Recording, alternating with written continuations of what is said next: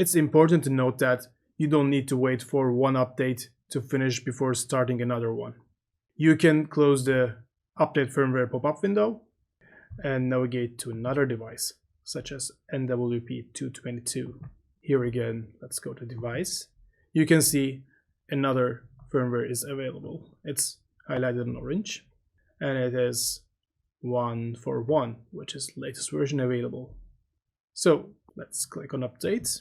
This allows you to queue multiple OTA updates and update several devices within the same installation efficiently. Once the update is complete, the device will automatically reboot and reconnect to the system with the newly installed firmware version. Keeping your devices up to date ensures latest features, performance improvements, and also bug fixes.